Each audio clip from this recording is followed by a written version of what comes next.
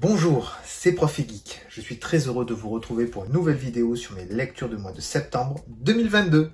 Pas mal de lectures à vous présenter ce mois-ci et c'est surtout l'occasion de vous parler de quelques personnages vraiment très charismatiques de la pop culture que j'ai pu découvrir dans mes lectures. C'est juste du haut niveau et ça a été un vrai plaisir. On commence tout de suite avec une lecture Star Wars, à savoir le cycle de Thrawn qui est paru chez Delcourt. Waouh, le cycle de Thrawn, un des récits juste iconiques de l'univers légende de Star Wars, où on rencontre le grand amiral Thrawn qui a été inventé par Timothy Zahn il y a pas mal d'années, puisque en fait c'est un des récits qui pourrait faire suite à l'épisode 6, le retour du Jedi, et qui avait été prévu notamment pour ça. Alors Captain Tabouret avait fait déjà quelques vidéos sur les suites possibles de l'épisode 6, bon, avant le rachat de Disney, etc. Et le cycle de Thrawn en fait partie, et on rencontre un personnage qui est vraiment super fort, super pragmatique, intelligent, qui calcule tout.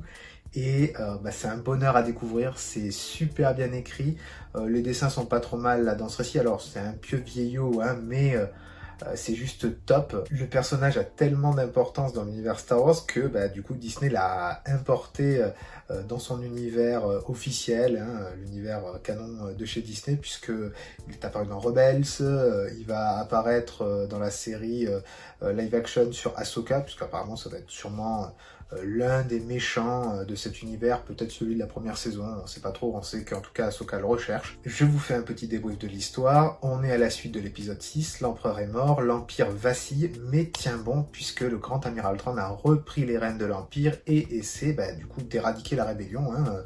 Et il est vraiment très très fort, il arrive à gagner des batailles, à utiliser des stratégies en se rendant compte de certaines choses, de qui est le commandant adverse, de quel pays, de quelle nation il vient. C'est juste dingue, le type est un pur génie militaire, et en fait il fait vraiment douter les rebelles, hein. Luke, Leia, Anne, qu'on retrouve vraiment transpire, si c'est le cas, c'est vraiment le cas de le dire, hein. C'est vraiment chaud pour la Nouvelle République, et bon, il va y avoir plein de rebondissements avec le maître Jedi Sebaot qui apparaît, et du coup on se demande mais qui c'est ce gars-là, comment il peut être là, un autre Jedi à part Luke. Voilà, il y a plein de choses. À la base, il y a 3 titres qui se suivent et qui a été regroupé là dans une seule intégrale, qui est juste un bijou. Si vous aimez Star Wars, je vous conseille vraiment de lire ce récit, c'est juste topissime. On complète les lectures Star Wars avec Vol vers l'infini, paru chez Fleuve Noir. Le roman Vol vers l'infini a été également écrit par Timothy Zahn, et c'est l'occasion pour lui de ramener un de ses personnages fétiches, à savoir Thrawn, dans l'univers Star Wars, puisque en fait Vol vers l'infini, c'est la première apparition dans la chronologie de Thrawn. Alors il n'est pas du tout encore officier impérial, il est dans son système à lui, qui est en fait en dehors de l'univers connu de la République, donc voilà, il y a beaucoup d'inconnus. On voit comment du coup un lien est fait entre l'univers de la République et l'univers de Thrawn. C'est vraiment juste génial de découvrir comment le peuple Chiss va avoir des interactions pour la première fois avec du coup un univers qu'ils ne connaissent pas, puisque les deux univers ne s'étaient jamais vraiment rencontrés. Là c'est l'occasion de faire un lien avec le cycle de Thrawn, puisque justement le projet Vol vers l'infini était déjà cité, donc il y a un lien qui se fait, qui est pas toujours bien fait, puisque justement le maître Jedi Sebaot apparaît là aussi. Donc voilà, 2 personnages qui reviennent, mais qui n'ont pas la même fonction. Je peux pas trop en dire plus. Vol vers l'infini, en fait, c'est un voyage expéditionnaire avec un super cargo vraiment composé de 6 grands vaisseaux, avec une partie centrale, enfin un projet titanesque qui a été voulu par le maître Sebaot pour justement aller explorer les régions inconnues et implanter des colons sur différentes planètes, dont des Jedi, pour gérer la sécurité, découvrir d'autres formes de vie, les étudier et voir s'il y a d'autres êtres sensibles à la force. Voilà, donc il y a tout un projet qui se lance. Et il va y avoir en fait 2 lignes temporelles, les Chiss avec Thrawn et le projet Vol vers l'infini, et à un moment il va y avoir une rencontre. Je ne peux que recommander de lire les deux, c'est juste top. Alors du coup, Il y a certaines interactions qui devraient se faire entre les deux personnages, mais qui ne se font pas, puisque bah, du coup le cycle de Tron a été écrit bien avant Vol vers l'infini, donc il y a des choses qui se connectent et d'autres c'est un peu au forceps on va dire, mais franchement ça gêne pas trop la lecture, c'est juste des bijoux. Je ne peux recommander de lire ces deux œuvres de Timothy Zahn. J'avais déjà entendu parler de cet auteur, mais je n'avais encore rien lu de lui, et franchement c'est vraiment pas mal, sachant que pareil il a relancé Tron, il a fait 2 trilogies de romans dans l'univers du canon officiel, donc voilà, on voit que Disney tire tous les bons personnages du Légende pour les mettre dans son univers, parce que bah, ils n'ont pas d'idée, donc ils pompent allègrement sur l'univers Légende en changeant un peu l'histoire du mec ou en changeant des origines, ce qui apporte pas grand chose, et en fait ça dénature tout simplement. Ils ont franchement inventé des trucs les mecs, arrêtez de pomper sur les jambes alors que vous voulez plus de cet univers. C'est facile de dire allez alors j'ai tout à la poubelle, ah mais finalement ça on va le récupérer, ah mais ça aussi, ah mais aussi. Alors bon vous avez le droit, c'est votre truc, hein, c'est vous qui l'avez payé, mais faites vivre l'univers Légende, faites votre univers en parallèle, on achètera les deux. Et les fous de collection comme moi, les gros débilos, on va acheter les deux. Donc pourquoi vous ne le faites pas? Je comprends pas. Vous voulez pas gagner d'argent en fait. Ou alors vous avez juste peur que le Légende soit clairement au-dessus de votre univers, ce qui est déjà le cas en fait, pour beaucoup de points. En tout cas, je vous recommande allègrement ces lectures. Je mettrai un bon 18 sur le cycle de Tron et un bon 16 sur Vol vers l'infini. Vous êtes fan de Star Wars, à ne pas passer à côté. On file chez Bliss pour découvrir un autre personnage charismatique de l'univers Valiant, à savoir la première intégrale de Bloodshot. Avant de commencer sur Bloodshot, je voulais juste faire un lien avec la précédente vidéo lecture que j'avais fait le mois dernier, où je vous parlais de l'intégrale Shadowman, en vous disant que j'avais pas aimé la fin parce que bah, je trouvais que déjà le dessin n'était pas terrible et que il y avait vraiment un gros écart entre le début et la fin. Alors j'en ai discuté dans les commentaires de la vidéo avec un de mes abonnés qui avait des points intéressants, en disant que voilà, il y avait la digression du héros, la déconstruction du héros, le côté poisseux qui ressortait des dessins de la deuxième partie, et que en fait voilà, Bliss avait tout compilé dans une seule grosse intégrale, mais que bah, du coup il y avait des récits qui n'ont pas été écrits par les mêmes scénaristes, par les mêmes auteurs, et que la ligne directrice avait complètement changé entre les deux. Donc c'est vrai que ça je l'entends, mais moi je ne juge que bah, sur le produit que j'ai, c'est-à-dire une intégrale, bah, je juge tout ce qu'il y a dedans. Il y avait des choses, j'étais pas d'accord avec lui, moi le dessin qu'il y avait à la fin de Shadowman ne me plaît pas du tout, et je trouve que à mes yeux c'est dégueulasse. Lui il disait ah tu vas trop fort avec dégueulasse, mais bon c'est ma vidéo, je dis ce que je veux, et il a le droit de pas être d'accord avec moi. On en a discuté vraiment gentiment, il n'y a pas eu de souci. Voilà, c'est juste que c'est mon parti pris, c'est ce que j'ai lu, ce que j'ai acheté, donc j'ai le droit de donner mon avis. Après on est d'accord, pas d'accord, on en discute, il n'y a aucun souci. À la base, je voulais continuer mes lectures sur Shadowman. Le souci, c'est qu'il faut lire l'intégrale de Ninjak, que je n'ai pas, puisque après il y a Rapture et il y a d'autres récits sur Shadowman. Donc je suis passé sur l'intégrale de Bloodshot, parce que bah, du coup j'avais vu le film il y a quelques temps, et que je voulais découvrir ce personnage que j'avais vu passer dans The Valiant par exemple.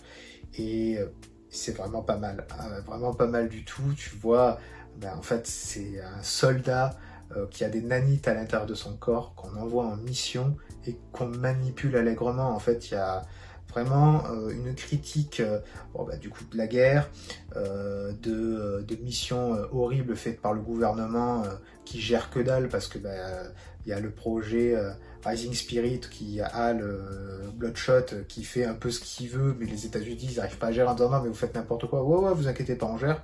Enfin voilà, du coup il y a plein de critiques de la société, et il y a aussi le côté bah, c'est plus presque une machine qu'un humain quoi. Il y a tellement de choses qui rentrent en compte, ces nanites sont tellement importantes que voilà, il y a un petit côté bah, jusqu'où peut-on pousser le truc, bah, presque jusqu'à arriver à Terminator, j'ai envie de dire, c'est pas mal du tout. Il y a aussi un côté rédemption qui est présente avec Bloodshot qui délivre des gens, qui veut les aider parce qu'il s'est rendu compte qu'on l'a manipulé, qu'il se souvient pas parce qu'on efface sa mémoire.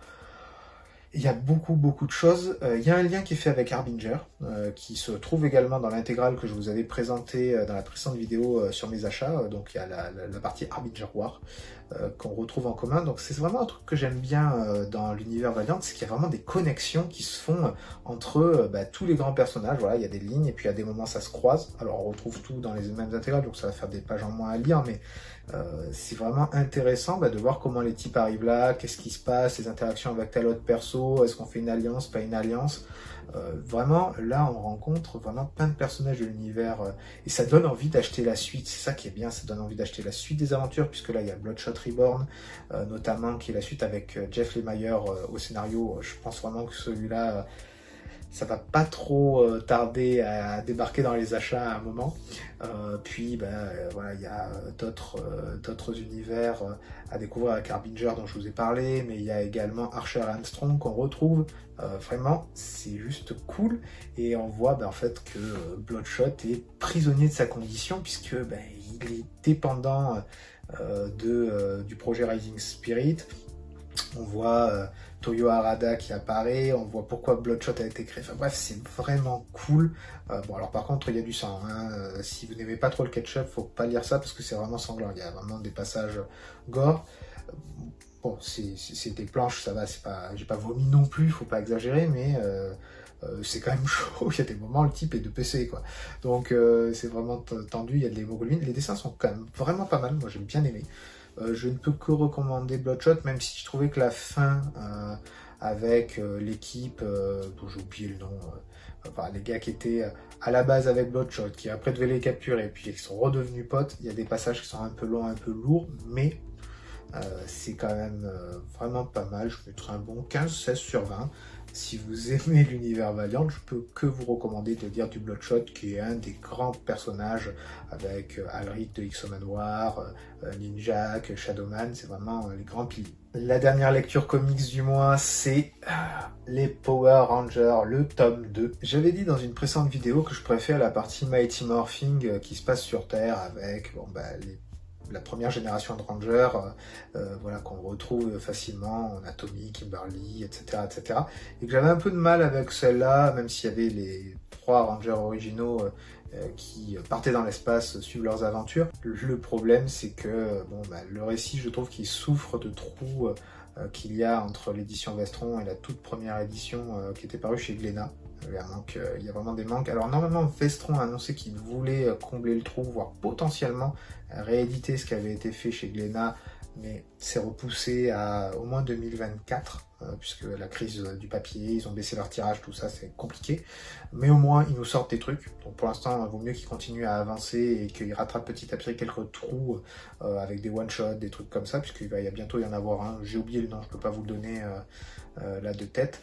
Mais voilà, Vestron fait un travail qui est vraiment très cool. Et j'ai quand même vraiment bien apprécié ce récit. Le dessin est très cool, vraiment très honorable pour, on va dire, que du Power Ranger. C'est vrai que la licence n'a pas forcément, dans l'imaginaire collectif,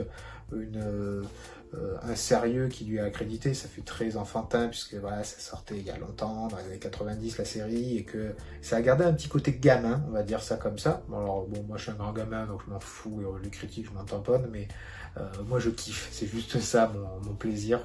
J'aime, je prends, je lis, j'adore, je voyage avec eux, c'est cool. Ce qui est intéressant avec cette série, c'est que on voit de nouveaux pouvoirs, on voit quelques nouvelles planètes, nouvelles peuplades, on revoit des ennemis qui apparaissaient dans la série qui viennent là, c'est très sympa. Par contre, il y a vraiment un cliffhanger à la fin qui est juste ah ouais, quand même, on en est là.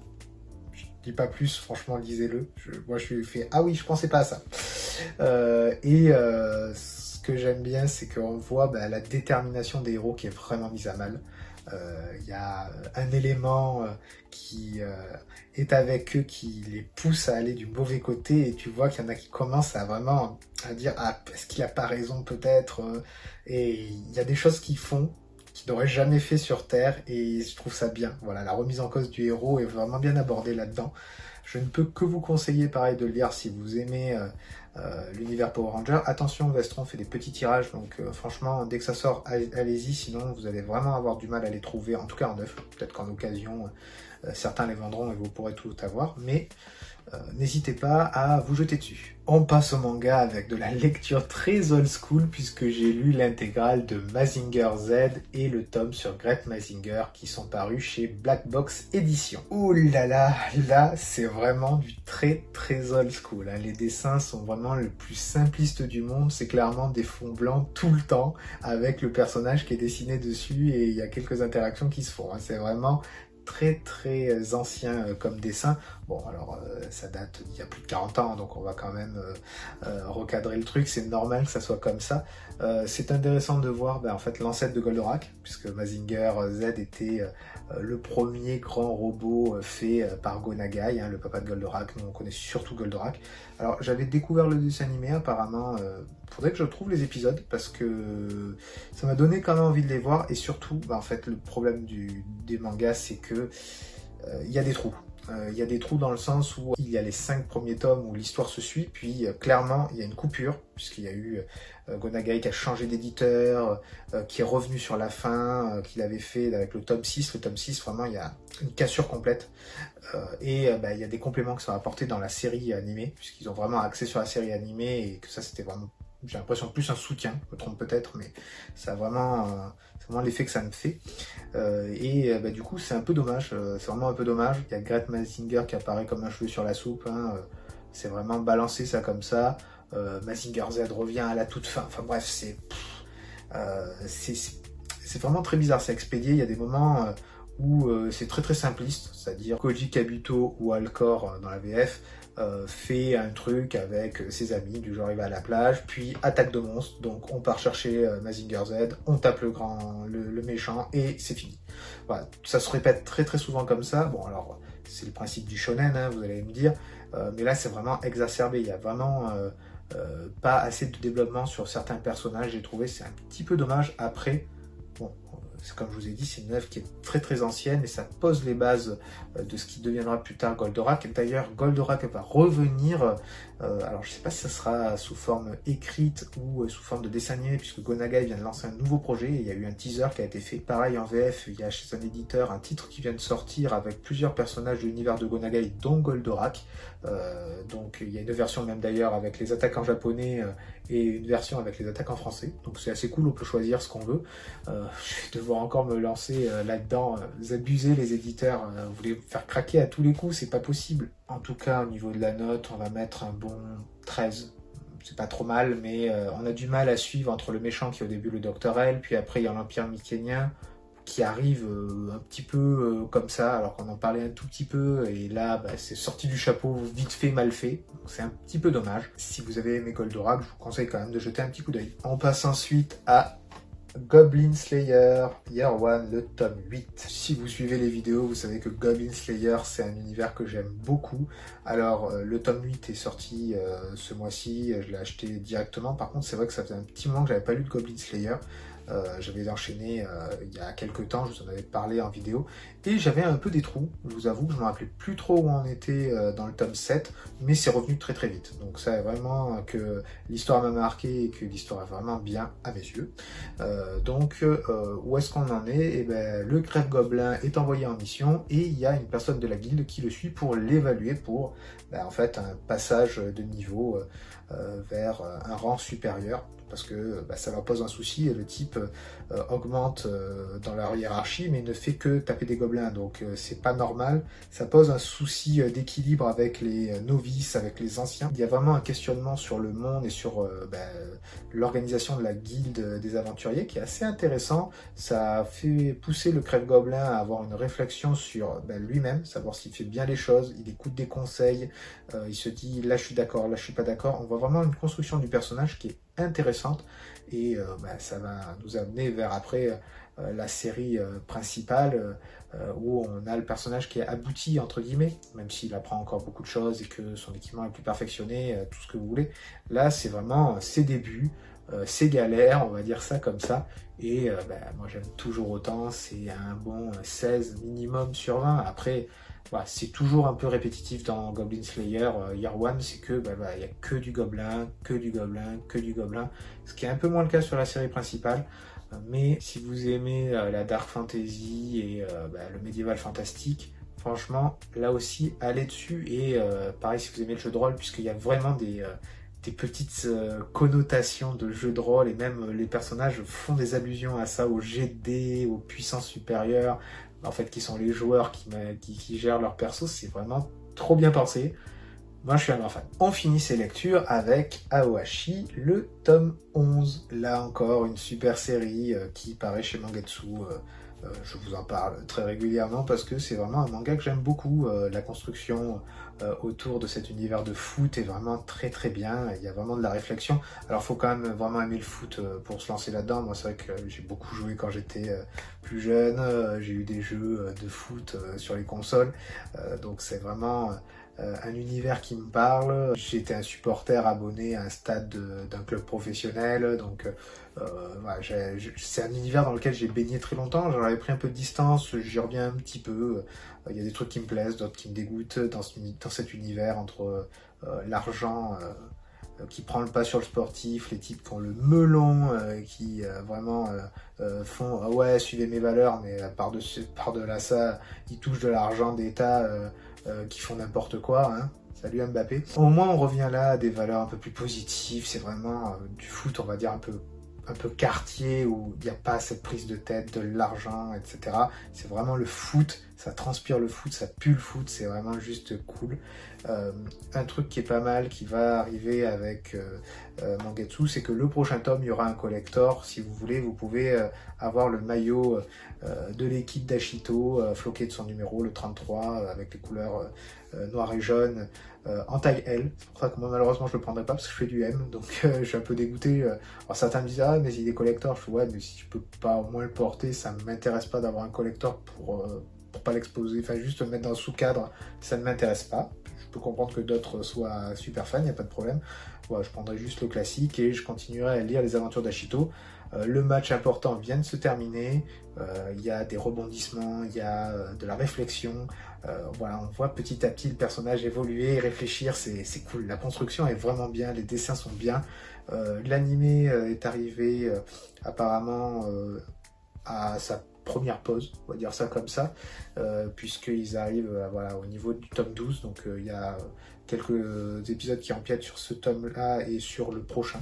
Donc si vous lisez le manga, regardez pas forcément jusqu'à la fin de la série. Si vous regardez la fin de la série, vous allez être un peu spoilé sur la fin du manga, mais c'est pas très grave. Et en tout cas, c'est bien. Merci Mangetsu de nous le sortir, c'est juste top. C'est pareil, ça vaut un 15, 16, 17 sur 20. La vidéo touche à sa fin. Si elle vous a plu, n'hésitez pas à vous abonner à la chaîne et à activer la cloche des notifications pour être prévenu de la sortie des nouvelles vidéos. N'hésitez pas à mettre un pouce, des commentaires. J'adore lorsqu'on interagit sur nos univers préférés. Dites-moi dans les commentaires ce que vous avez lu qui vous a vraiment marqué et ce qui pourrait me donner envie. Voilà, je suis content de découvrir des titres auxquels je n'avais pas pensé ou que vous pourriez me conseiller. C'était Prof et Geek, je suis très content d'avoir fait un petit bout de chemin avec vous dans ce multivers de la pop culture. On se retrouve très bientôt pour une prochaine vidéo. Ciao ciao!